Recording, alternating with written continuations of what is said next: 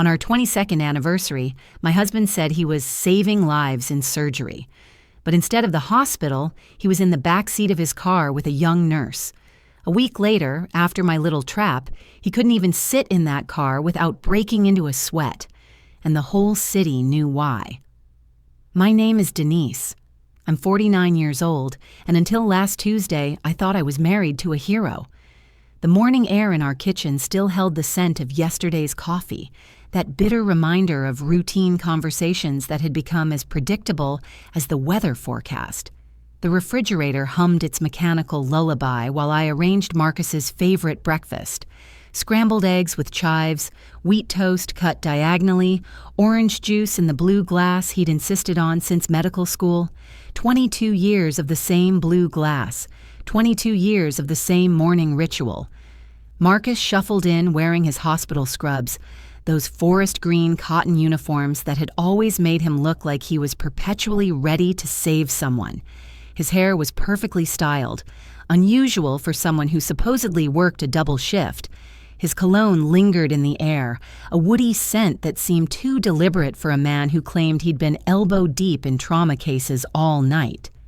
"Big day today, honey," he said, checking his phone with the practiced efficiency of someone expecting important messages. "Dr. Peterson called in sick, so I'm covering the ER rotation plus my regular surgical schedule."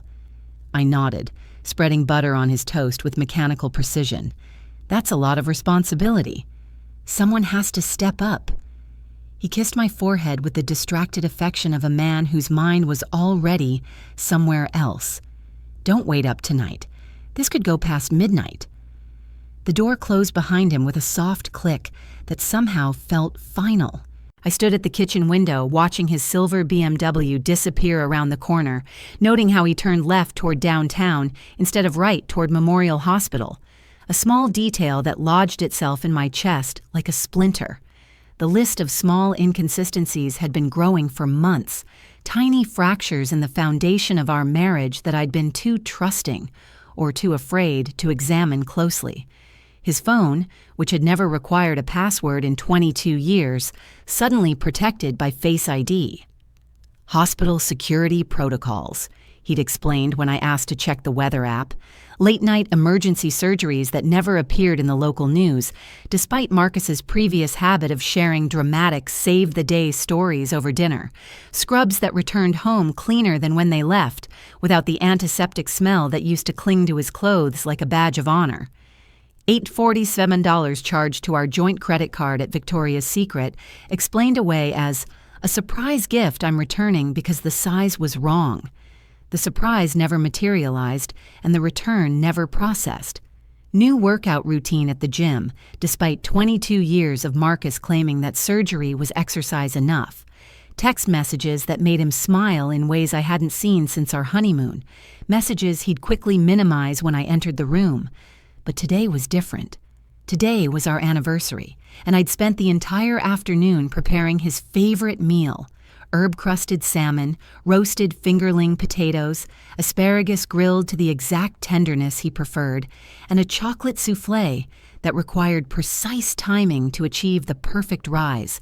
The dining room table gleamed under candlelight, set with our wedding china and the crystal wine glasses his mother had given us. At 6:47 p.m., exactly 13 minutes after he should have arrived home, Marcus called. "Denise, I'm so sorry. There was a massive car accident on I-35, multiple trauma cases. I'm scrubbing in for what looks like an all-night surgery session." I stood in our dining room, surrounded by $200 worth of carefully prepared food, candles flickering like tiny beacons of hope in an increasingly dark room. "It's our anniversary, Marcus." "I know, baby, I know. This is killing me. But when people's lives are on the line..." His voice carried that noble weight of self-sacrifice that had once made me proud to be married to a doctor. "How long do you think..." "Could be dawn. Maybe longer. I'm really sorry, Denise. I'll make it up to you this weekend, I promise." The line went dead. I sat at the dining room table for 47 minutes, picking at salmon that had gone cold, drinking wine that tasted like disappointment. The soufflé had collapsed into itself, a chocolate metaphor for deflated expectations. But something had shifted inside me. Instead of hurt, I felt curious. Instead of sadness, I felt strategic. I scraped the untouched plates into containers, packed everything into a large thermal bag, and grabbed my car keys. If Marcus was truly saving lives, the least I could do was bring him a proper meal during his break. After all, hospital cafeteria food at midnight was hardly fit for a hero.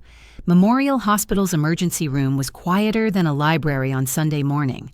The triage nurse, a middle-aged woman named Betty, whose name tag was decorated with tiny cartoon bandages, looked up from her crossword puzzle with mild surprise. "Can I help you?" "I'm looking for Dr. Marcus Sullivan. He's in surgery." Betty's eyebrows lifted slightly. "Dr. Sullivan? I think there might be some confusion, honey. Dr. Sullivan isn't scheduled tonight. Haven't seen him since Thursday." The thermal bag suddenly felt impossibly heavy in my hands. "Are you sure?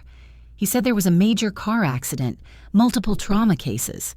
"The only accident we had today was a fender bender around noon. Driver walked away with a scraped knee." Betty's voice was gentle, the kind of practiced kindness that comes from delivering unwelcome news to worried families.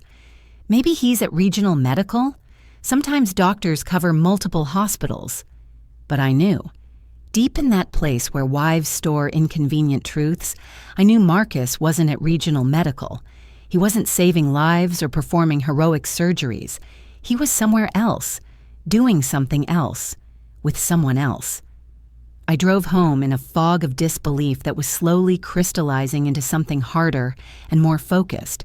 The anniversary dinner sat untouched in the passenger seat, a physical reminder of the elaborate lie I'd been served instead of the truth. Back home, I sat at our kitchen table in the peculiar silence that follows the shattering of illusions. The grandfather clock in the hallway ticked with mechanical persistence, marking the passage of time in a world that suddenly felt foreign and unpredictable. For 22 years, I had taken Marcus at his word. He was a doctor, a man of science and healing, someone whose professional integrity I'd never questioned. But sitting there, surrounded by the remnants of our anniversary dinner, I realized I could no longer afford the luxury of blind trust. At 11:43 p.m., I made a decision that would have been unthinkable 24 hours earlier. I opened my laptop and began researching surveillance equipment. The internet, unfortunately, makes becoming a spy remarkably accessible. Within an hour, I had identified and ordered a GPS tracking device small enough to hide under a car bumper with real-time location updates sent to my phone. $89.99. A voice-activated digital recorder designed to capture conversations for up to 72 hours on a single charge. $45.99. A wireless mini camera with night vision and motion detection, marketed to concerned parents but clearly useful for concerned wives. $127.50. Free 2-day shipping, because even Betrayal operates on Amazon Prime schedules. While waiting for my espionage toolkit to arrive, I began paying attention to details I'd previously overlooked. Marcus's behavior patterns shifted into sharp focus when viewed through the lens of suspicion. Tuesday evening, working late. Returned home at 11:15 p.m., showered immediately, claimed he was decontaminating after a messy case. His scrubs, which should have been stained with the evidence of life-saving work, were pristine. Wednesday morning, received a text message that made him smile and immediately delete. When I casually asked who it was, he said, "Just Dr. Peterson confirming tomorrow's schedule." Dr. Peterson, I recalled, was supposedly the sick colleague Marcus had been covering for. Thursday lunch. Found a restaurant receipt in his jacket pocket. Tuscany Bistro, a romantic Italian place downtown. 2 entrees, a bottle of Chianti, tiramisu for dessert. Total, $186.73. Marcus had told me he'd grabbed a sandwich from the hospital vending machine. By Friday, my surveillance equipment had arrived. Installing the GPS tracker required crawling under his BMW in our garage, an undignified position that felt strangely appropriate given the circumstances. the device attached with magnetic precision, hidden behind the rear axle, where even the most thorough car wash wouldn't dislodge it. The voice recorder was trickier. It needed to be close enough to capture conversations, but hidden well enough to avoid detection. I settled on the space under the passenger seat, secured with Velcro strips and camouflaged by a dropped travel tissue packet. The camera proved most challenging. I needed visual confirmation, but cameras are harder to hide than audio devices. After considerable research and a helpful YouTube tutorial titled "How to Install Hidden Security Cameras for Totally Legal Reasons," I managed to mount a tiny lens behind the rearview mirror, connected to my phone via encrypted cloud storage. Marcus's silver BMW had become my personal surveillance network. On Saturday evening, Marcus announced another emergency. Trauma case coming in. Motorcycle accident on Highway 183. Could be there most of the night. I kissed him goodbye and activated my spy network. Within 30 minutes, the GPS tracker showed his car moving not toward Memorial Hospital, but toward the Riverside District, an upscale area known for trendy restaurants and boutique hotels. The voice recorder captured fragments of conversation. "Can't wait to see you. Told her I'd be late again. Your place or the hotel?" A woman's laughter, light and young, nothing like the grave tones one might expect during discussions of motorcycle trauma victims. The camera provided the visual evidence I wasn't sure I wanted. At 8:47 p.m., Marcus's car pulled into the parking lot of the Marriott Riverside. Through the windshield, I watched my husband of 22 years lean across the console to kiss a young woman with auburn hair and scrubs identical to his own. Her name, I would later discover, was Emily Chen. 26 years old, a surgical nurse who had transferred to Memorial Hospital 3 months ago. 3 months that corresponded exactly with the beginning of Marcus's increased emergency schedule. I sat in my kitchen, watching this betrayal unfold in real time on my phone screen, feeling strangely detached from the drama. Perhaps shock manifests differently when you've had time to prepare for it. Perhaps betrayal, when confirmed rather than discovered, creates a different kind of pain. Cleaner, more focused, less devastating, and more motivating. They stayed at the hotel for 2 hours and 37 minutes. The GPS tracked their movement to a late-night diner, where they apparently felt safe enough to be seen together in public. The voice recorder captured intimate conversations about future plans, complaints about spouses. Marcus described me as clingy and suspicious lately, and detailed discussions of their sexual compatibility. Marcus returned home at 2:15 a.m., claiming exhaustion from a complicated surgery that went longer than expected. I pretended to be asleep, listening to him shower and brush his teeth, marveling at how easily lies rolled off his tongue when he thought no one was listening. Sunday morning arrived with the kind of crystalline clarity that often follows sleepless nights spent processing life-altering information. I made Marcus his usual breakfast, scrambled eggs and wheat toast, watching him eat with the fascination one might reserve for studying an alien species. "You look tired," he said, reaching across to touch my hand with what I now recognized as performative concern. "Just worried about you working so hard," I replied, marveling at how easily I could match his acting skills. Over the next week, my surveillance network provided a comprehensive education in my husband's double life. Monday, board meeting ran late. Actually, dinner with Emily at Chez Laurent, followed by 2 hours at her apartment. GPS coordinates confirmed. Tuesday, Dr. Peterson needs help with a complex procedure. Actually, afternoon rendezvous at a hotel near the airport. The voice recorder captured Emily calling him Daddy, a detail that made me pour myself a generous glass of wine despite the 3 p.m. timestamp. Wednesday, medical conference call with specialists in Houston. Actually, shopping trip with Emily to Victoria's Secret and Kay Jewelers, $1,247 charged to our joint credit card. Thursday, emergency surgery scheduled for 6 a.m. Actually, breakfast with Emily at the same cafe where Marcus had proposed to me 23 years ago. The irony was almost artistic in its cruelty. By Friday, I had enough evidence to destroy Marcus professionally, socially, and financially. I had recorded conversations, time-stamped location data, financial records, and video footage of their romantic encounters. Any divorce attorney would have considered it an early Christmas present, but I didn't want a divorce attorney. I wanted something more creative, more personally satisfying, more publicly humiliating. I wanted Marcus to experience the same kind of shock and disorientation I had felt sitting in our anniversary dining room, surrounded by untouched food and the wreckage of my trust.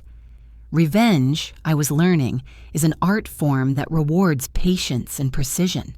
The inspiration came from an unlikely source, a display of personal safety devices at the sporting goods store where I'd gone to buy new running shoes. Among the pepper sprays, personal alarms, and tactical flashlights, I discovered something called the Defender Auto Mist System, a remote-controlled pepper spray dispenser designed to be hidden in vehicles for protection against carjacking. The marketing materials emphasized its precision delivery system, phone app integration, and surprise deployment capability. As I read the product specifications, a plan began forming in my mind, delicate and intricate as a spider's web. I purchased 2 units, $189.99 each, plus installation accessories. The first unit would be installed in Marcus's car, hidden within the air conditioning vent system and connected to my phone via Bluetooth. The second would remain in its packaging as backup, because any good plan requires contingencies. Installation proved surprisingly straightforward, thanks to online tutorials and Marcus's predictable schedule. While he was at his board meeting, actually dinner with Emily at the new sushi place downtown, I spent 2 hours in our garage, carefully threading the mist delivery system through his car's ventilation ducts. The pepper spray canisters were replaced with a solution of my own creation, food-grade capsaicin, extract mixed with a red dye, and a scent enhancer that would ensure the effects were both immediate and memorable. Not dangerous, but definitely unforgettable. I also upgraded my camera system, installing a higher resolution unit with better night vision and wider viewing angle. If this plan was going to work, I needed broadcast quality footage. The final component was timing. I needed Marcus and Emily to be in a compromising position, preferably in a location where their dramatic exit would be witnessed by as many people as possible. Fortunately, Marcus's patterns were predictable as hospital shift changes. Every Friday evening he told me he was covering the late shift, but the GPS tracker showed he consistently parked in the same location, a secluded spot by the river, popular with teenagers and late-night joggers, a place where privacy could quickly become publicity. On Friday, October 13th, a date that would later seem prophetically appropriate, Marcus delivered his usual lie. Emergency surgery scheduled for tonight. Complex cardiac procedure. Could run past midnight. I kissed him goodbye, activated my surveillance network, and settled in to watch the finale of my husband's secret life.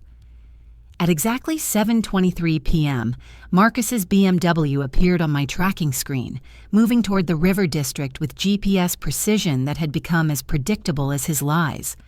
I sat in my living room, laptop open, watching multiple video feeds like a director observing her own private drama. The car pulled into the familiar secluded spot overlooking the Trinity River, a location that offered privacy from most angles but remained visible to the popular jogging trail on the opposite bank.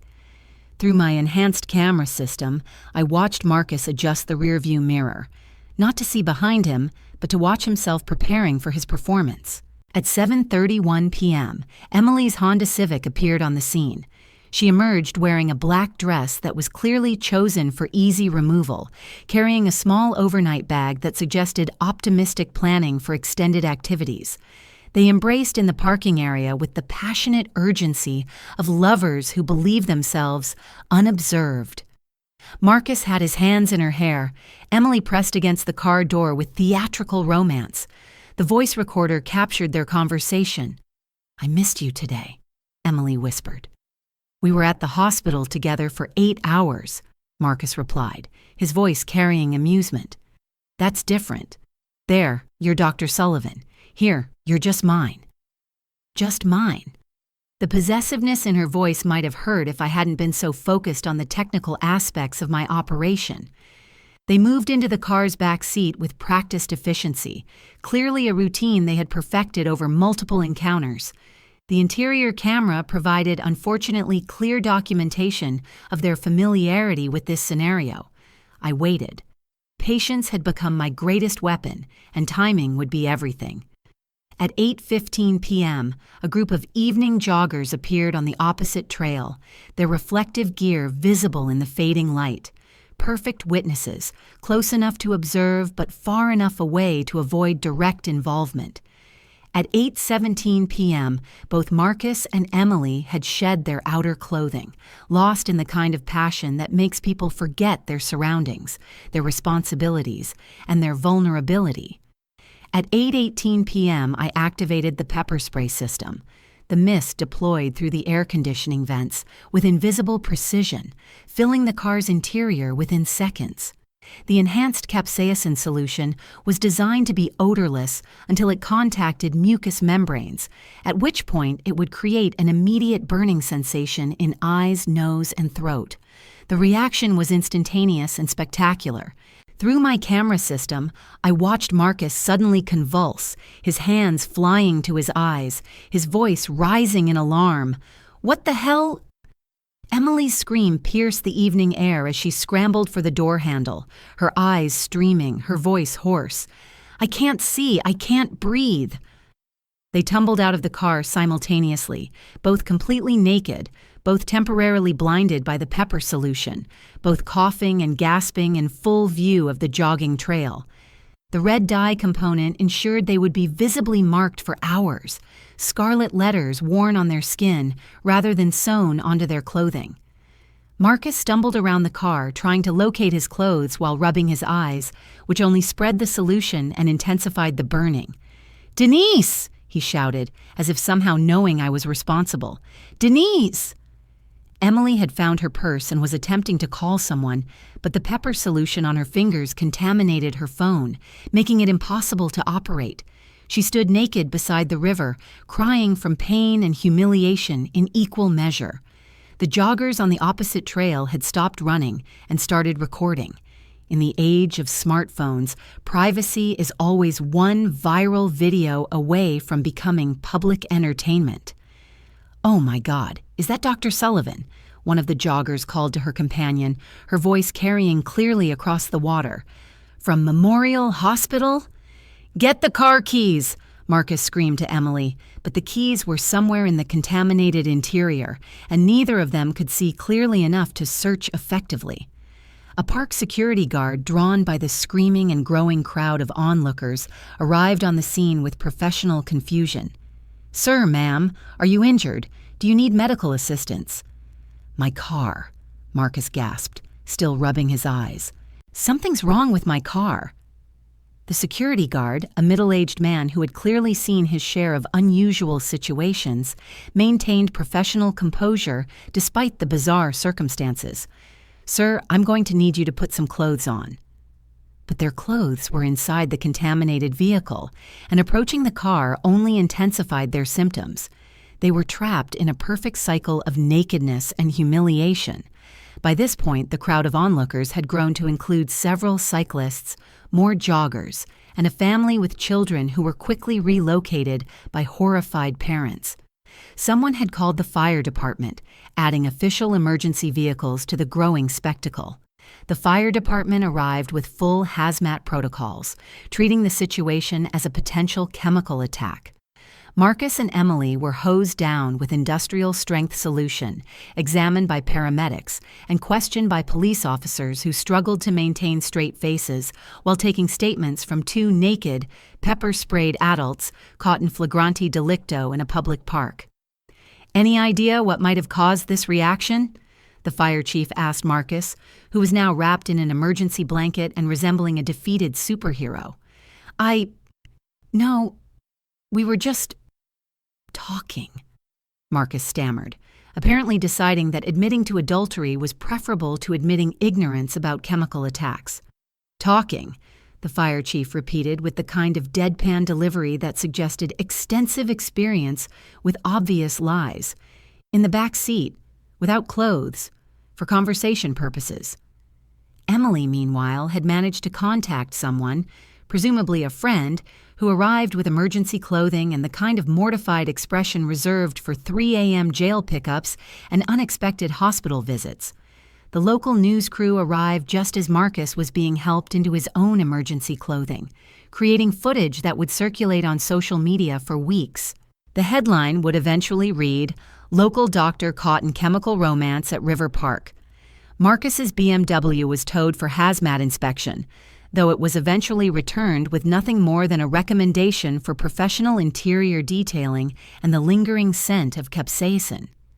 As I watched the final police car leave the scene at 10:47 p.m., I felt a profound sense of completion.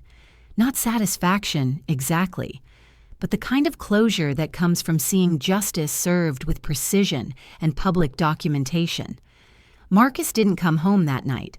Saturday morning arrived with unseasonably bright sunshine, as if the universe had decided to illuminate the wreckage of my marriage with theatrical clarity.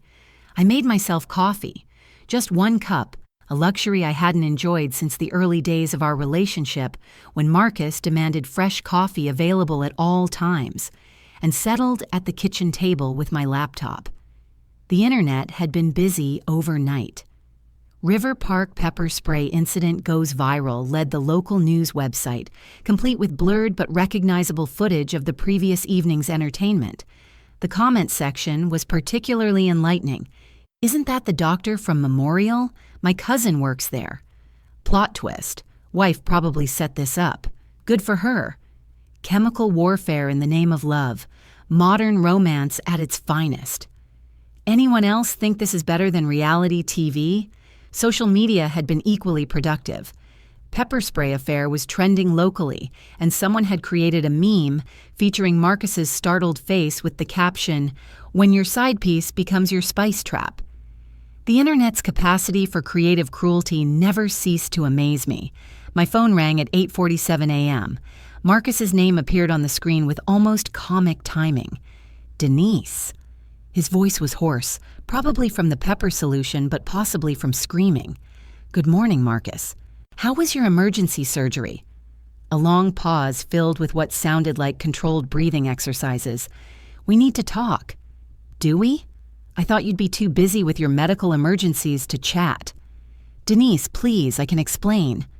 I laughed, surprising myself with how genuine it sounded. "Oh, I think the explanation was quite clear. Broadcast quality, actually." "This isn't funny. My career, my reputation." "Your reputation." I repeated the words slowly, tasting their irony. "Yes, I imagine that's becoming a significant concern." "You have to help me fix this. The hospital board is meeting Monday morning. There are rumors they might suspend my privileges." The audacity was breathtaking. After months of lies, after our destroyed anniversary, after his public humiliation with his mistress, he wanted me to help repair the damage. "Marcus, let me make this very clear. Your problems are no longer my emergencies." "Denise, please be reasonable. I made a mistake." "A mistake is forgetting to pick up milk. A mistake is double booking dinner plans. A mistake is not conducting a months-long affair while lying to your wife about working late to save lives." My voice remained calm, controlled, almost professionally detached. "What you did was make a series of deliberate choices, and now you're experiencing the consequences." The news crews are outside my hotel. People are recognizing me on the street. Someone spray-painted "cheater" on my car. That seems like a reasonable public service announcement. This could destroy everything I've worked for. Then you should have considered that before you decided to work on Emily Chen instead of your marriage. The silence stretched between us like a chasm that had been years in the making. "How did you know?" he finally asked, his voice small. "I'm not sure why that matters now." "Please, I need to understand." "You want to understand?" I stood up, pacing to the kitchen window where I could see our neighbors' children playing in their yard with the kind of carefree joy that had once characterized my own life. You want to understand how a wife might become suspicious when her husband starts lying about basic facts, when he comes home clean after supposedly working trauma surgery, when he starts password protecting the phone that used to be community property. I never meant for it to go this far. How far did you mean for it to go, Marcus? 6 months? A year? Were you planning to leave me eventually, or just maintain your double life indefinitely? I don't know. I was confused. Emily she's young, and she made me feel, don't. My voice cut through his explanation like a scalpel through tissue. Don't make this about your feelings or your midlife crisis or whatever psychological justification you've constructed. You made choices, adult choices with adult consequences. What do you want me to do? The question hung in the air like smoke, revealing the fundamental difference in how we viewed the situation. Marcus still believed this was a problem to be solved, a crisis to be managed, a reputation to be restored. He didn't understand that some things, once broken, cannot be repaired. I want you to be honest with yourself about what you've destroyed, not just our marriage, but 22 years of trust, respect, and partnership. I want you to acknowledge that you turned me into a stranger in my own life, someone who had to spy on her own husband to learn the truth about her own marriage. I know I hurt you. You didn't hurt me, Marcus. You erased me. For months, I've been living with a man who looked like my husband, but was essentially a skilled imposter. Every morning, every dinner, every conversation has been a performance for your benefit while you lived your real life with someone else. We can go to counseling. We can work through this. I almost laughed.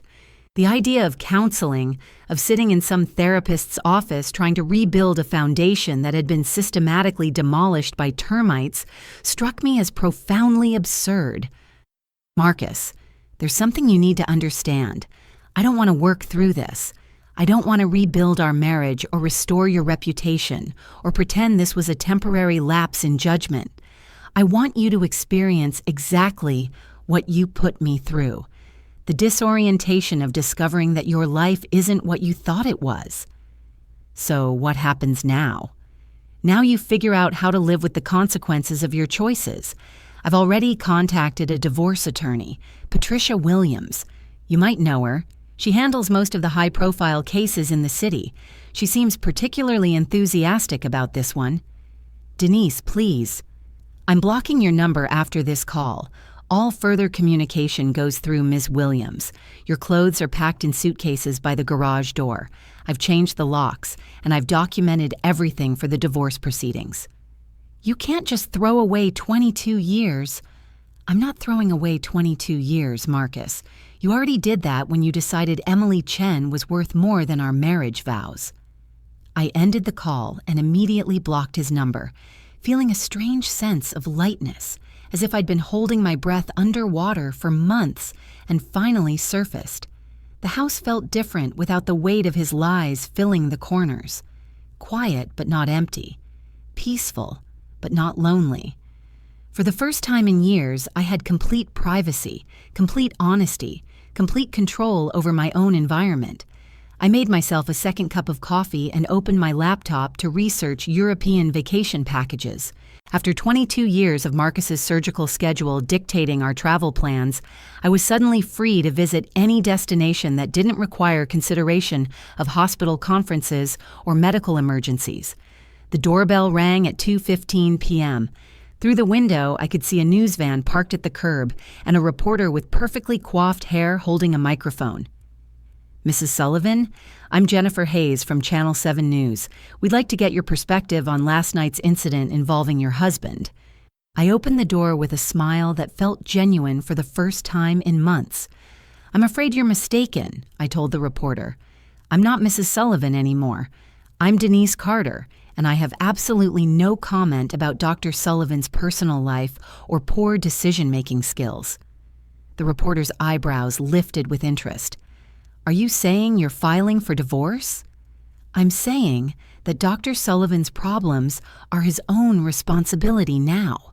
If you'll excuse me, I have vacation planning to do. I closed the door and returned to my laptop, where I booked a 2-week tour of Italy, complete with cooking classes in Tuscany and art history tours in Florence.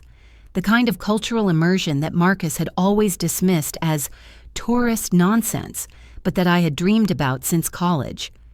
The phone calls from reporters continued throughout the weekend, but I maintained my policy of polite deflection. The story belonged to Marcus now, and he was welcome to manage it however he chose. On Monday morning, while Marcus faced the hospital board's disciplinary hearing, I met with Patricia Williams to finalize divorce proceedings. The evidence I had collected, GPS tracking data, audio recordings, financial records, and photographic documentation, created what Patricia described as an attorney's dream case. The pepper spray incident was genius, she said, reviewing my files with professional appreciation.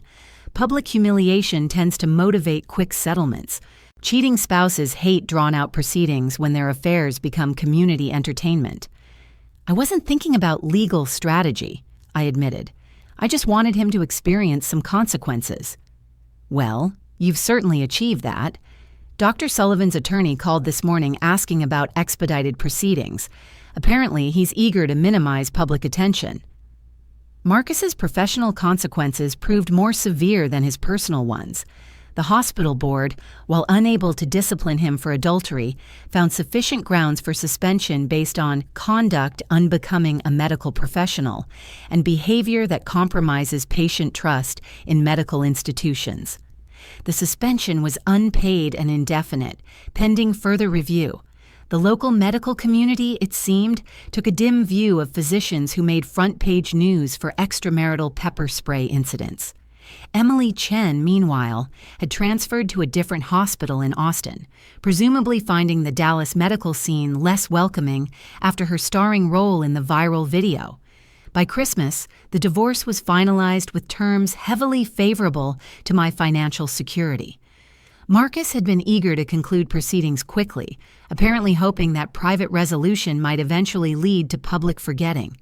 I kept the house, received a generous settlement from our joint investments, and retained full access to the health insurance benefits earned through 22 years of marriage to a medical professional. Marcus was welcome to start over with whatever remained of his career and reputation. 6 months later, I ran into Marcus at a coffee shop downtown. He looked older, thinner, wearing scrubs that suggested he'd found employment at a clinic rather than returning to hospital work. The confident bearing that had once made him seem larger than life had been replaced by the careful posture of someone who had learned to expect recognition and wasn't sure he wanted it. "Denise," he said, approaching my table with visible uncertainty. "Marcus." I didn't stand up or invite him to sit down. "How are things?" "Better. Getting better." He shifted his weight like someone standing on uncertain ground. "I'm working at a community clinic now. Different pace, but fulfilling." I nodded politely. Community clinic work was noble, certainly, though presumably less lucrative than his previous position at Memorial Hospital. "That sounds nice." I wanted to apologize for everything. The way I handled things was water under the bridge, I said, meaning it. The anger that had once felt so consuming had dissolved into something closer to curiosity about the stranger who had once shared my breakfast table. Are you doing well?" I gestured to the Italian guidebook open beside my laptop. "Just returned from Venice, actually, planning a trip to Greece for next month." His expression shifted, a flicker of something that might have been regret or recognition.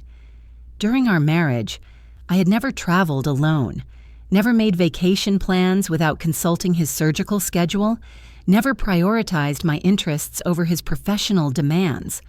"That sounds wonderful," he said, and I believed he meant it. "It really is." I closed the guidebook with the satisfied efficiency of someone whose time had become entirely her own. Italy exceeded every expectation. Turns out, when you're not constantly accommodating someone else's schedule, travel becomes remarkably enjoyable. Marcus nodded with the awkward recognition of someone hearing about freedoms he had unknowingly prevented. I I hope you're happy." "I am," I said, and realized I meant it completely. Happiness, it turns out, is much easier to achieve when you're not constantly wondering if your life partner is lying to you about basic facts. He winced slightly. "I deserved that." "You deserved much worse than that, Marcus. But I've discovered that revenge, while temporarily satisfying, is far less rewarding than simply living well without the people who made your life complicated." "How do you do it?" he asked. "Move on so completely?" I considered the question seriously. "You know what's funny? For months after I discovered your affair, I imagined elaborate conversations where I would explain exactly how much you had hurt me. I wanted you to understand the magnitude of your betrayal, the depth of my disappointment, the years of trust you had casually destroyed. And now? Now I realize that explaining pain to the person who caused it is like describing color to someone who's colorblind. You can use all the right words, but they'll never truly see what you're talking about." I gathered my things with the unhurried movements of someone whose afternoon belonged entirely to herself. The pepper spray incident wasn't really about punishing you, Marcus. It was about creating consequences proportionate to choices. You wanted a secret life with public immunity. I simply removed the immunity. The whole city knows what happened. Yes, unfortunately for you, adultery combined with public nudity and emergency services tends to generate memorable news coverage. I stood up, slipping the guidebook into my purse. But here's the thing about scandals, Marcus. They have remarkably short shelf lives. People have moved on to more recent entertainment. Your yesterday's viral video. It doesn't feel that way. That's because you're still carrying it around like a badge of shame instead of treating it as a learning experience. I adjusted my scarf with the practiced efficiency of someone who had learned to dress only for herself. "What happened to Emily, by the way?" She's engaged to a resident at Austin General. They're having a spring wedding." "How lovely for her. Nothing like a pepper spray incident to clarify one's relationship priorities." Marcus almost smiled. Almost. She said the whole experience made her realize she wanted something more stable. Imagine that. A young nurse deciding that married doctors might not be the most reliable romantic prospects. Who could have predicted such an outcome? The irony wasn't lost on either of us. Emily had moved on to find legitimate happiness while Marcus remained trapped in the consequences of their shared poor judgment. "I should let you get back to your planning," he said, gesturing toward my guidebook.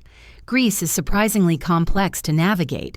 So many islands, so many ferry schedules to coordinate." I paused at the door, looking back at him with something approaching fondness. The kind of distant affection one might feel for an old acquaintance who had once been important but was no longer relevant. "You know, Marcus, in a strange way, I'm grateful for what happened." Grateful? The affair, the lies, even that ridiculous pepper spray incident. All of it forced me to discover who I was when I wasn't being your wife. Turns out I'm someone I actually like spending time with. I left him sitting at the coffee shop, staring into his cup with the contemplative expression of someone finally understanding the cost of his choices. The drive home took me past Memorial Hospital, where I noticed the new parking regulations posted prominently at every entrance.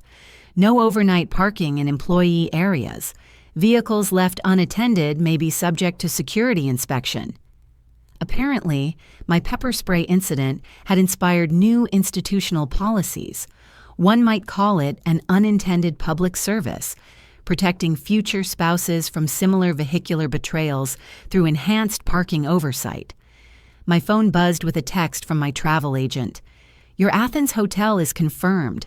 Shall we add the cooking class in Santorini?" I responded immediately, "Yes to Santorini. Also, please investigate that wine tasting tour through the Greek islands. I have a feeling I'll need to properly celebrate my newfound appreciation for authentic experiences." The irony was delicious. For 22 years, Marcus had been my excuse for avoiding adventure. his surgical schedule, his professional obligations, his need for predictable routines, all of it had kept me tethered to a life that felt increasingly small. Now, free from the constraints of accommodating someone else's elaborate deceptions, I was discovering that the world was surprisingly accessible to a woman with her own passport and no need to coordinate travel plans around fictional medical emergencies. At home, I opened a bottle of Chianti, the same wine Marcus had shared with Emily at Tuscany Bistro, according to that revealing restaurant receipt. It tasted significantly better when consumed without the bitter aftertaste of betrayal. My neighbor, Mrs. Henderson, appeared at my fence with the practiced timing of someone who had been watching for my return. "Denise, dear, how was your coffee?" Mrs. Henderson had become my unofficial biographer since the pepper spray incident, tracking my activities with the dedication of a gossip columnist. She was, fortunately, entirely supportive of my new single lifestyle. "Enlightening," I replied, settling into my patio chair with my wine. "I ran into Marcus." "Oh my," Mrs. Henderson's eyes brightened with anticipation. "How did that go?" "Quite well, actually. He looks like someone who's learned that actions have consequences. It's a good look on him. Very humbling." "And how are you feeling about seeing him again?" I considered the question while watching the sunset paint my backyard in shades of gold and rose. "You know what's remarkable, Helen? I felt absolutely nothing. No anger, no sadness, no lingering affection, just curiosity about a stranger who used to live in my house. That's healthy. It's liberating." I raised my wine glass in a small toast to the evening air.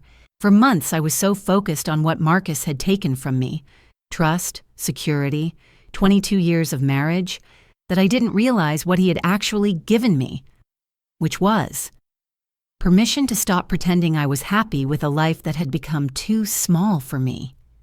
I sipped the Chianti, noting its complexity, its layers of flavor that revealed themselves slowly to patient attention. The pepper spray incident wasn't really revenge, Helen.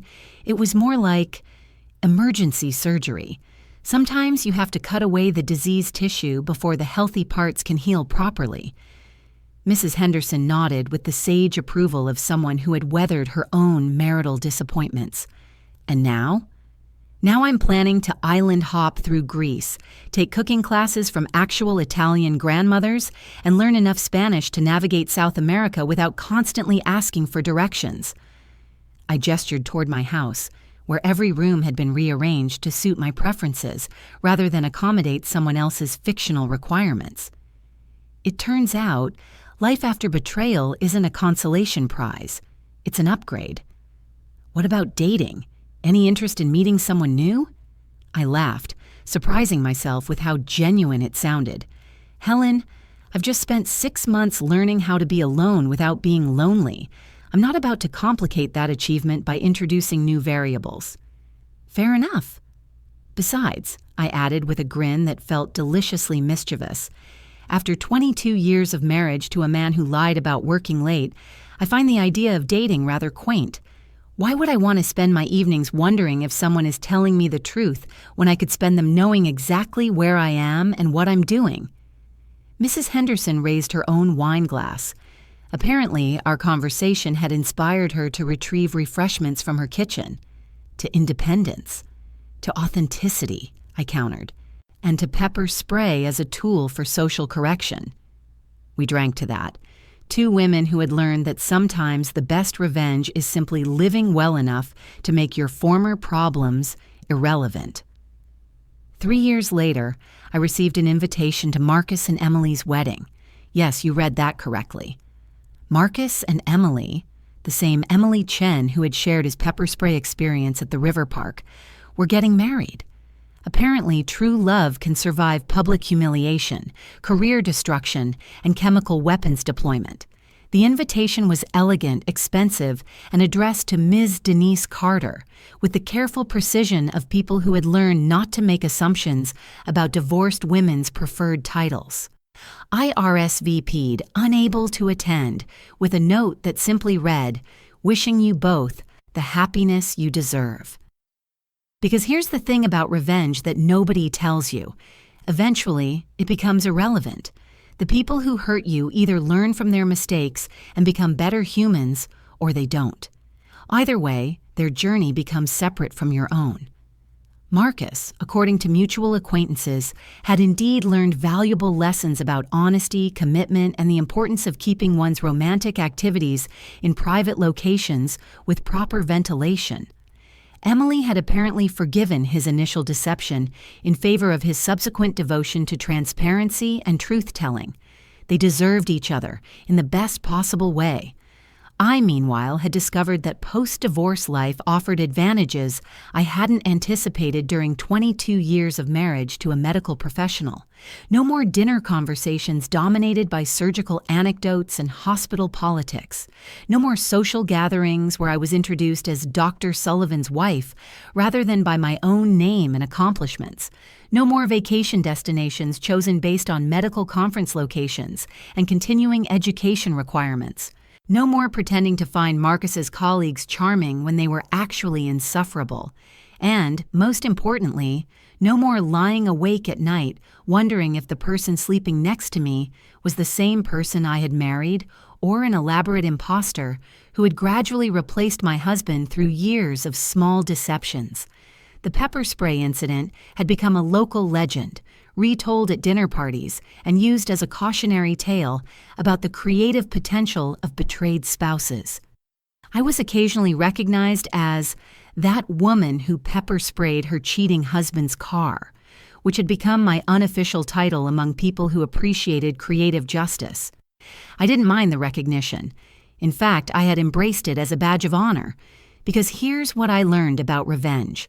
It's not about punishment, it's about restoration. Not restoring your relationship with the person who hurt you, but restoring your own sense of agency and self-respect. For months, Marcus had made me feel powerless, confused, and diminished. The pepper spray incident had restored my sense of competence, creativity, and control over my own narrative. It wasn't about hurting him, though the temporary discomfort had been satisfying in its poetic justice. It was about proving to myself that I could respond to betrayal with intelligence, precision, and just enough theatrical flair to ensure the lesson would be remembered. These days, I live in a smaller house with a larger garden, travel to places that interest me rather than places that accommodate someone else's schedule, and wake up every morning knowing exactly what kind of day I'm planning to have. I never wonder if my life partner is lying to me, because I've learned to be an excellent life partner to myself. And if anyone asks about the pepper spray incident, I tell them the truth. Sometimes the most effective way to clear the air in a relationship is to literally clear the air in a relationship. The results speak for themselves. 6 months after Marcus and Emily's wedding, I received a call from a woman named Sarah, whose husband, a prominent attorney, had been spending suspicious amounts of time working late on important cases. She had done her research and discovered that Marcus's former wife had achieved legendary status in certain circles for her creative approach to marital justice. "I don't want to hurt anyone," Sarah explained during our coffee meeting. "I just want him to understand that there are consequences for treating your marriage like a part-time obligation." I listened to her story, a familiar tale of lies, deception, and gradual erasure of a wife's trust and dignity. Then I shared some practical advice about surveillance equipment, strategic patience, and the importance of documenting everything. I didn't recommend pepper spray specifically. Every situation requires its own creative solution.